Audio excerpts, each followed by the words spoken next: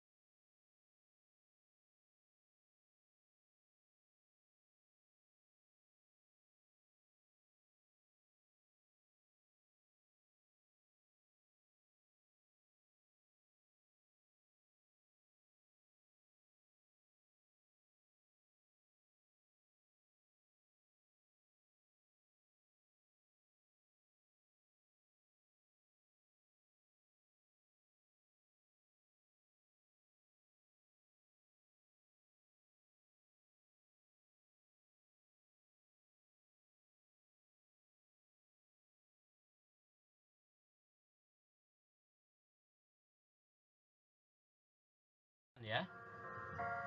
Nama penulis ditulis di bawah judul dengan font Time New Roman ukuran 12, ditulis tanpa gelar dan tidak disingkat. Sedangkan nama institusi ditulis Time New Roman ukuran 11. Nah, ini contohnya ya. Ernalis, D. Syahrudin dan Yunus Abidin. Nah, ini penulisnya lebih dari satu. Universitas Pendidikan Indonesia. Jadi memuat nama penulis dan nama lembaga afiliasi atau instansi. Oke.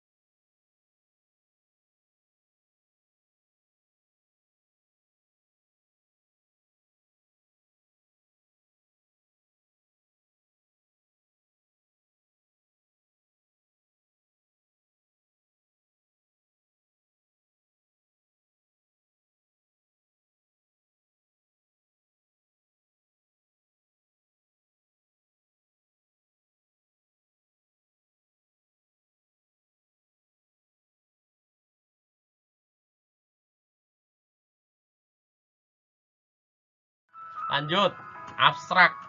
Nih ya. Abstrak menjelaskan intisari dari artikel yang bersifat informatif dengan memuat pokok permasalahan, pendekatan atau solusi yang diusulkan dan menunjukkan temuan utama dan simpulan. Ini maksudnya ya. Nah, ini adalah isi ya, komponen yang termuat di dalam abstrak. Abstrak menjelaskan intisari dari artikel yang bersifat informatif. Informatif itu berarti berupa kalimat pernyataan. Dengan memuat pokok permasalahan, ini ya, pokok permasalahannya apa? Pendekatan atau solusi yang diusulkan, ini adalah strategi pemecahan, kemudian menunjukkan temuan utama dan simpulan. Ini hasil penelitiannya apa, simpulannya apa ya. Abstrak menggunakan bahasa Inggris dan bahasa Indonesia. Berarti abstraknya ditulis dengan menggunakan bahasa Inggris dan bahasa Indonesia. Banyaknya kata antara 150 sampai 200 kata. Disusun dalam satu alinea. Jika terdapat istilah-istilah asing yang belum dibakukan, ditulis italik atau dicetak miring ya. Font dalam menyusun abstrak adalah Times New Roman ukuran 11. Kata kunci perlu dicantumkan, jumlah kata-kata kunci 3-5 kata. Abstrak yang diharapkan memiliki tujuan, metode, hasil pembahasan, ya, kesimpulan. Nah ini ya, jadi merujuk pada tadi adanya pokok masalah, strategi, solusi, kemudian temuan utama dan simpulan. Maka ini komponen abstrak teman-teman. Jadi tujuan penelitiannya apa, metode yang digunakan apa, hasil penelitiannya apa, kemudian dibahas hasil penelitiannya, kemudian disimpulkan, dan impact. Impact itu adalah apa? Dampak ya, dampak yang bisa diberikan dari penelitian ini. Tidak boleh lebih dari 150 sampai 200 kata. Nah, ini teman-teman ya. Oke, kita lanjutkan.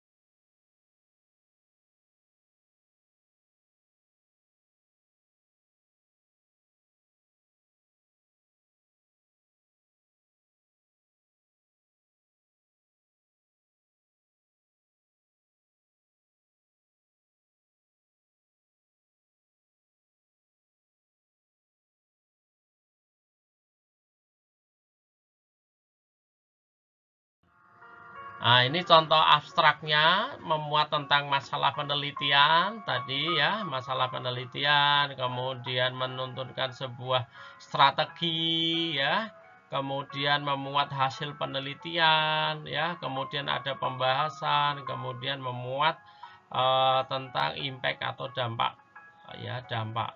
Nah, ini misalkan dari abstrak, contoh abstrak yang diberikan.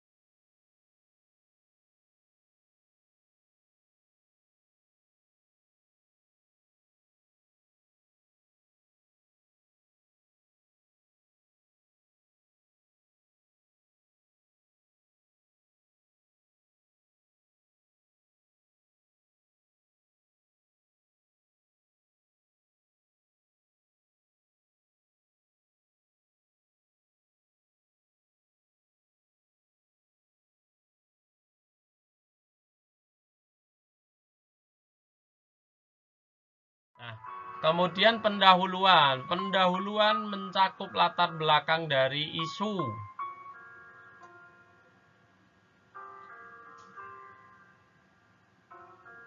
atau permasalahan serta urgensi, rasionalisasi, dan tujuan dari penelitian yang membedakan dengan penelitian-penelitian yang lain. Nah, ini ya teman-teman ya.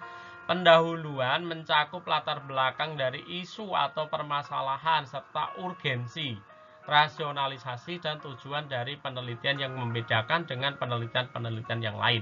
Jadi di pendahuluan ini kita ungkapkan isu atau masalah yang kita angkat apa, ya.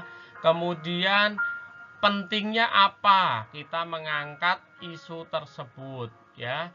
Kemudian ini dijelaskan jenis huruf Times New Roman ukuran 12, length spacing 1 spasi atau dapat memilih style konten utama. Paragraf 1 penjelasan judul, paragraf 2 dan 3 review penelitian orang lain atau konsep-konsep teori, paragraf 4 yaitu analisis permasalahan-permasalahan yang ada apakah masih lemah, dijelaskan berdasarkan rujukan. Nah, ini sudah dibagi sebetulnya strukturnya. Jadi bagian yang pertama itu membahas tentang isu besar, tentang topik yang akan dibahas, ya. Paragraf kedua membahas tentang hasil kajian pustaka. Kita kan kemarin sudah mengunduh beberapa artikel. Nah, itu direview di sini, hasil penelitian orang lain. Si A mengatakan apa terkait judul kita, si B mengatakan apa, si C mengatakan apa, gitu ya. Nah, itu diuraikan di sini, dianalisis, kemudian permasalahannya apa yang membedakan penelitian yang kita angkat dengan penelitian orang lain, ya. Kemudian kita berikan satu solusi atau strategi pemecahan yang akan kita lakukan melalui penelitian kita. Nah, ini di pendahuluan, ya. Kajian teori-teori di bagian 2 ini penting, ya. Jadi kalau di skripsi saudara kan bab 2 kajian pustaka. Nah, itu cukup kalau di abstrak cukup masuk di pendahuluan tentang kajian literatur, pendapat peneliti sebelumnya dan teori-teori yang digunakan. Oke.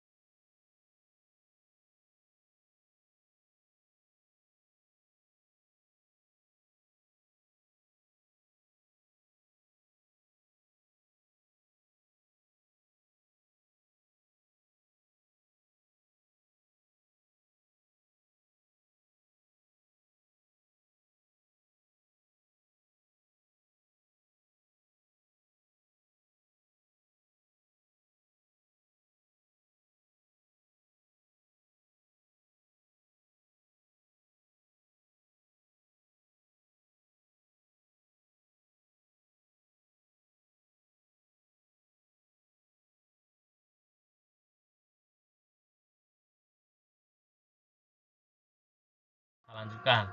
Tinjauan pustaka. Nah, ini ada tinjauan pustaka juga ternyata, ya. Tinjauan pustaka yang relevan dan pengembangan hipotesis jika ada dimasukkan dalam bagian ini menggunakan font Times New Roman 12 normal spasi tunggal. Nah, ini tinjauan pustaka ternyata dibuatkan struktur sendiri, ya. Nah, karena ada petunjuk di jurnal lain itu yang tidak memuat tinjauan pustaka. Jadi tinjauan pustaka ini termuat di dalam pendahuluan, ya, kajian tentang penelitian yang relevan dan teori-teori yang digunakan atau di dalam membahas aspek-aspek yang akan diteliti. Nah, ternyata ini dibuatkan rumah sendiri tinjauan pustaka.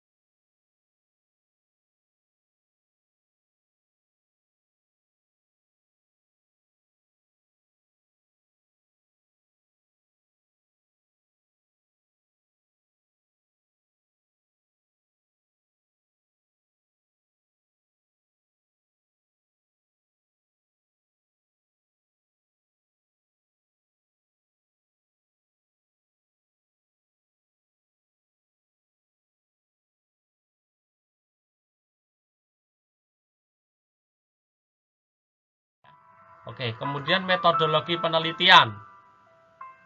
Bagian ini digunakan baik untuk artikel yang berasal dari hasil penelitian. Metode harus terdiri dari desain penelitian, pendekatan dan jenis, karakteristik subjek, proses pengumpulan data, dan analisis data. Hal yang perlu diperhatikan, bagian metode cukup 1 paragraf atau 4 kalimat. Tidak perlu menjelaskan pengertian, tidak perlu memasukkan rujukan, tidak menggunakan numerik atau numbering. Nah, ini diperhatikan teman-teman, ini penting ya. Jadi, metodologi penelitian itu di dalam artikel jangan ditulis seperti menulis bab pada skripsi. Ya, tapi cukup dinarasikan atau dideskripsikan ya. Tidak perlu mengungkapkan pengertian itu ya. Misalkan teknik analisis data adalah, subjek adalah, itu tidak perlu, tapi langsung dituliskan konteksnya. Misalkan penelitian ini dilaksanakan menggunakan metode penelitian pengembangan. Subjek penelitian ini adalah guru dan siswa sekolah dasar.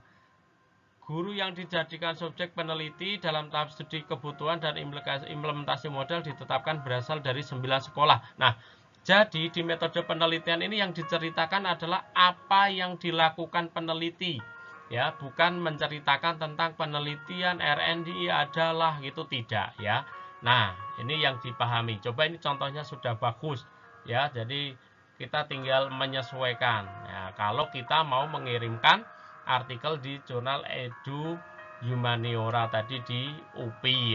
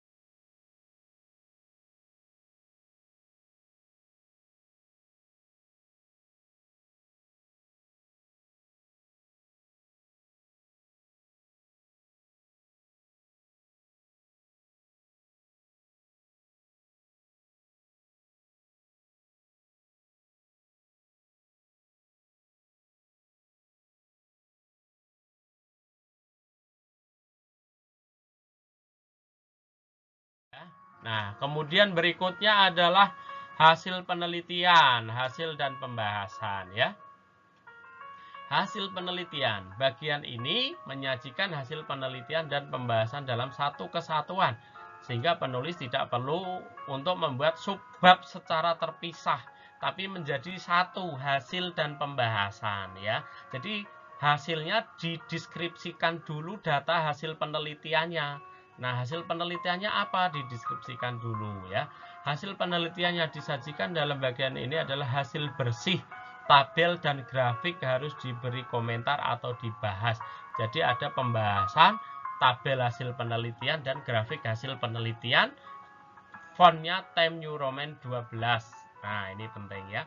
Pembahasan, tujuan adanya pembahasan yaitu menjawab rumusan masalah, menunjukkan bagian temuan-temuan, menginterpretasikan atau menafsirkan, mengaitkan hasil temuan dengan struktur pengetahuan yang sudah ada, memunculkan teori-teori atau modifikasi teori yang telah ada.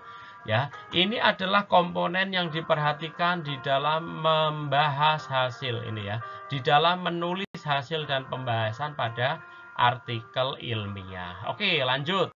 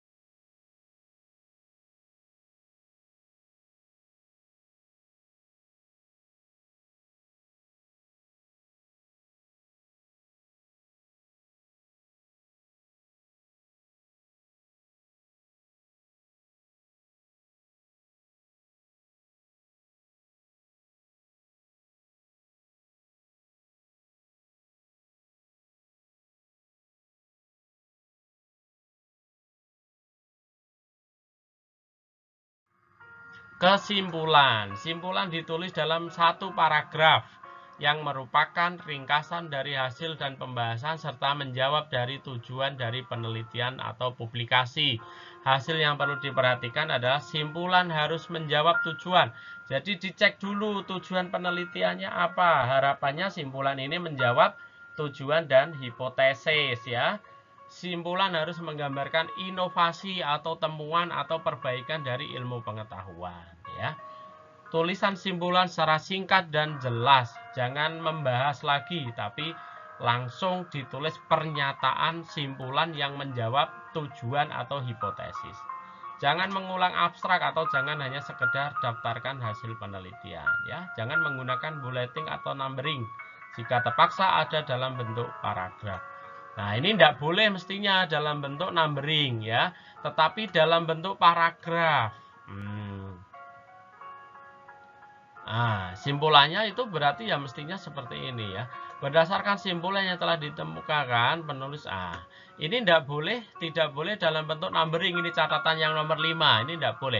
Sejalan dengan hasil penelitian dapat dikemukakan beberapa simpulan sebagai berikut. Titik 2, 1, mestinya satunya di sini. Kurung buka, 1, kurung tutup, titik, bentuk model bahan bahasa.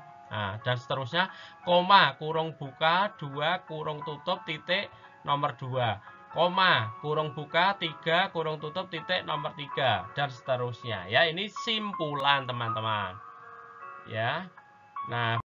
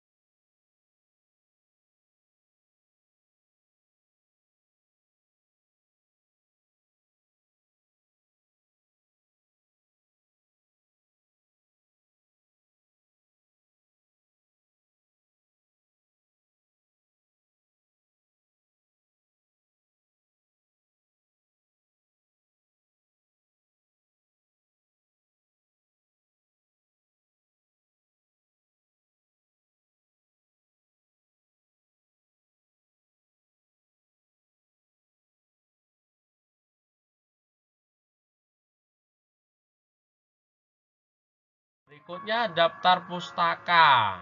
Nah, berisi referensi sesuai citasi yang ada di dalam naskah. Referensi sumber primer, jurnal, laporan penelitian termasuk tesis dan disertasi minimal 70%. Ingat teman-teman, 70% dari hasil membaca artikel atau membaca jurnal ya, termasuk disertasi atau tesis ya. Dari keseluruhan referensi yang digunakan dan terbitan 10 tahun terakhir. Nah, ini boleh 10 tahun terakhir, jadi tidak 5 tahun terakhir. Berarti kita boleh ambil referensi tahun 2011 masih bisa digunakan ya. Jenis huruf Times New Roman ukuran 11 PT dengan line spacing 1 spasi. Itu kira-kira teman-teman topik yang kita bahas hari ini. Maka tugas akhir dari topik ini adalah teman-teman mulai menulis judul dan pendahuluan ya. Saya kira itu pengantar dari Pak Joko untuk topik siang hari ini. Tetap bersemangat untuk menulis artikel yang sesuai dengan tema skripsi saudara. Semoga proposalnya segera selesai sehingga saudara bisa segera untuk mengambil data di lapangan. Saya kira itu dari Pak Joko. Terima kasih. Saya akhiri. Wassalamualaikum warahmatullahi wabarakatuh.